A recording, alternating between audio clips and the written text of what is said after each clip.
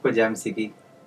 मैं आपका भाई लकी एंजल आज परमेश्वर की हुजूरी में आपके साथ परमेश्वर के वचन बाइबल में से आपके साथ बात करने के लिए आया हूँ। परमेश्वर का वचन बताता है कि हर किसी इंसान की लाइफ में कोई ना कोई परिस्थिति होती है, सर्कमस्टेंसेस होते हैं। वैसे ही मैं थैंक्स करता हूँ कि हमारा परमेश्वर जो परिस्थितियों का खुदा है, जो हमें किसी भी सिचुएशन से, किसी भी माहौल से निकालने की सामर्थ रखता है, हमें ताकत देता है कि हम उस परिस्थिति से निकल सके तो जो हमें डराती है। आज बाइबल में से हम एक ऐसे इंसान के ऊपर बात करेंगे जो एक ऐसी मुसीबत में या ऐसी परिस्थिति में फंस चुका है जो वो बहुत डर रहा है उस चीज से। उत्पत्ति 32 अध्याय उसकी 6 आयत में लिखा है कि यकूब और एसाव को मिलने के लिए उसका भाई आ रहा है। यकूब को मिलने के लिए उसका भाई एसाव आ रहा है, और वो भी 400 इंसानों को साथ लेकर, 400 पुरुषों का साथ लेकर। क्या कोई 400 इंसानों को लेकर किसी रिश्तेदार के घर जाता है किसी को मिलने के लिए? नहीं जाता है। लेकिन जब यकूब को पता चला कि मेरा भाई एसाव मुझे मिलने के लिए आ रहा है और 400 इंसानों को साथ लेकर आ रहा, और लिखा वो संकट में पड़ा, वो डर गया। उसने अपने बैल, अपने ऊंट, अपने बकरे, अपनी भेड़े, सारा कुछ उसने भेज दिया कि जाओ उसके साथ किसी तरह से सहमति करो, उसके साथ किसी तरह से बात करो, क्योंकि उसे पता था कि वो मुझे मारने के लिए आ रहा है। और उसने सब कुछ भेज दिया, और आखिर में खुद रुक गया वहां पर। जब वो वहां पर रुक गया, दिन और रात एक जगह पर रुका रहा, तो उसने वहां पर प्रार्थना की। जब उसने प्रार्थना की तो वहां पर एक दूत आया जिसके साथ वो सारी रात लड़ा। सारी रात जब उसने प्रार्थना की तो जब वो दूत उसके ऊपर जीत नहीं प्राप्त कर पा सकता था तो वो जाने लगा, तो वो जाने नहीं दे रहा था उसको। स्टोरी आपने पढ़ी है, लेकिन इस स्टोरी को जो मैं आपको बता रहा हूं, इसको डीपली आज हम समझेंगे कि वो उसके साथ लड़ने के बाद कैसा रहा। यकूब जब उसके साथ लड़ा, सिर्फ उसका नाम ही नहीं बदला, उसकी लाइफ बदल गई। जब वो दूत उसके ऊपर जय ना प्राप्त कर सका तो दूत बोला कि मेरे को जाने दे, दिन हो रहा है, मेरे को जाने दे। तो यकूब बोला कि जब तक तू मेरे को आशीर्वाद ना देगा मैं तेरे को जाने नहीं दूंगा। तो यकूब जानता था कि ये मेरी ब्लेसिंग का कारण है, यही मेरे को आशीष दे सकता था। और जब उस दूत ने कहा कि तेरा नाम क्या है, उसने कहा मेरा नाम यकूब है। ओके, आज के बाद तेरा नाम यकूब नहीं होगा, आज के बाद तेरा नाम इजराइल होगा, क्योंकि यकूब का मतलब है धोखा देने वाला, कह सकते हैं मूर्ख, कह सकते हैं चीटर बंदा। लेकिन परमेश्वर ने उसका नाम बदल दिया। उसका नाम क्या रख दिया? इजराइल। इजराइल का मतलब है शुद्ध मन वाला, पवित्र, प्योर हार्ट। और जब उसका मन बदल दिया गया, उसका नाम बदल दिया गया, उसका करैक्टर बदल दिया गया, उसके नाम के साथ साथ उसका करैक्टर बदलना शुरू हुआ। जब लोग उसको बोलते थे यकूब यकूब, तो वो उसको क्या जाता था? हे धोखा देने वाले, हे धोखा देने वाले, हे चीटर। जब यकूब और एसाव अपनी माता के पेट में थे तो लिखा यकूब को जल्दी थी बाहर आने की, और उसने उसकी एड़ी को पकड़ा हुआ था, अपने भाई की, अपने बड़े भाई की, कि पहले मैं बाहर जाऊंगा। और उसकी एड़ी को पकड़ लिया, इसलिए उसका नाम फिट कैचर पड़ा कि ये एड़ी को पकड़ने वाला है। और जब वहां भी वो जीत ना सका एसाव से, तो उसने एसाव से क्या किया कि ठीक है, जब वो दाल पका रहा, एसाव उसके पास आया कि मेरे को भूख लगी है, मेरे को ये दाल दे। तो एसाव ने क्या कहा कि ये दाल दे मेरे को, और यकूब बोला पहले अपना बड़ा होने का अधिकार मेरे को दे। बोला ठीक है, ले, बड़ा होने का अधिकार तेरा। सिर्फ उसको लगता था कि ये बड़ा होने का अधिकार ऐसे ही मुंह से बोल दूंगा तो नहीं जाएगा। बड़ा होने का अधिकार जब उसने दे दिया तो वह बड़ा गिना गया। जो ब्लेसिंग एसाव के ऊपर आनी थी वो यकूब के ऊपर आई। नहीं तो हम लोग बोलते अब्राहम, इसहाक और एसाव का खुदा, हम बोलते हैं अब्राहम, इसहाक और यकूब का खुदा। एसाव ने सिर्फ एक कटोरी के लिए अपने उस पद को बेच दिया। बात सिर्फ यही खत्म नहीं होती। जब वो बच्चे थे और बड़े हुए, वो दुश्मनी उनके अंदर पनप रही थी, वो भड़क रही थी, वो पता नहीं कितनी ज्यादा बन चुकी थी वो दुश्मनी, वो खुंदक जो उसके अंदर थी कि मैं, इस बंदे ने मेरा सब कुछ ले लिया, इसने मेरा बड़ा होने का अधिकार, जो मैंने ऐसे ही बोला था सच में इसके ऊपर चला गया, मैं इसको मारूंगा फिर वो मेरा हो जाएगा। याकूब को पता था कि ये मुझे मार देगा फिर वो अधिकार इसका हो जाएगा। याकूब प्रार्थना में लगा रहा, वो परमेश्वर के साथ जुड़ा रहा, उसने परमेश्वर के साथ संगति बनाई रखी। जब उसने सारी रात प्रार्थना कर ली, उसका नाम बदल दिया, तो फिर एसाव ने उसको मारा क्यों नहीं जब उसको मिला? क्योंकि उसने वो होमवर्क पूरा किया जो परमेश्वर चाहता था कि ये करके जाए। जब एक टीचर अपने स्टूडेंट को होमवर्क देता है, और जब एक स्टूडेंट होमवर्क कर ले तो उसको अपने टीचर से डरने की जरूरत नहीं है, क्योंकि उसने होमवर्क कर लिया है। लेकिन यहाँ पर होमवर्क करने के बावजूद भी याकूब एसाव को मिलने से डर रहा था, और बार बार उसको क्या बोल रहा था?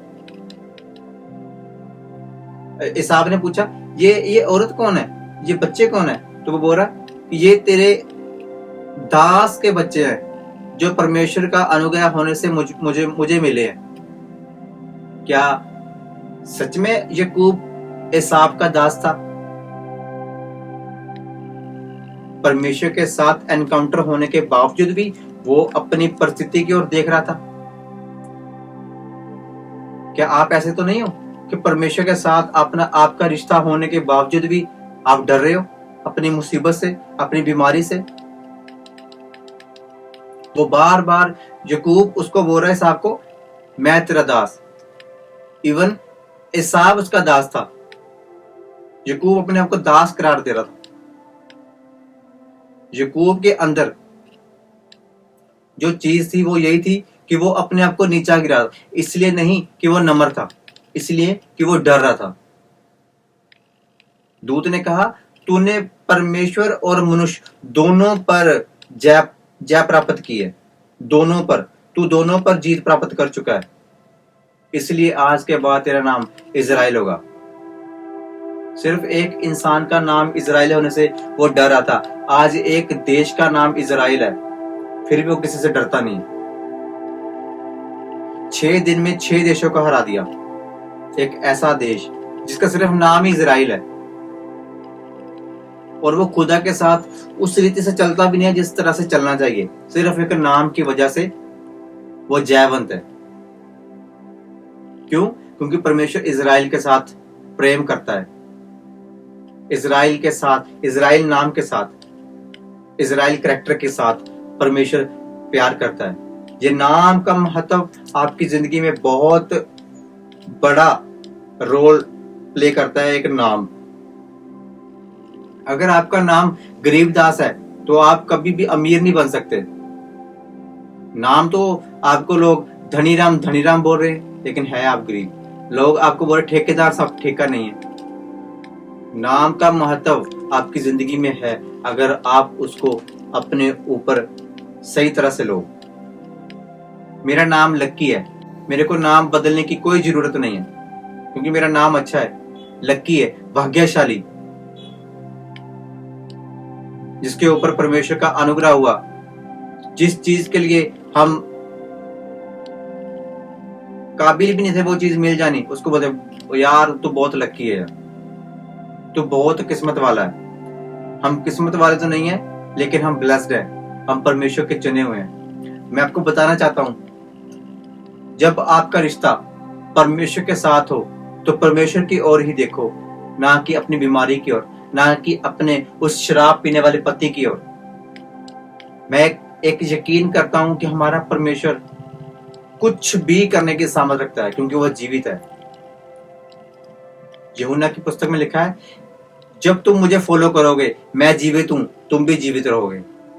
उसने ये नहीं कहा कि मैं जीवित हूं आपका नहीं पता, उसने कहा मैं जीवित हूं तो तुम भी जीवित रहोगे। क्यों? क्योंकि हम उसके पीछे चलेंगे।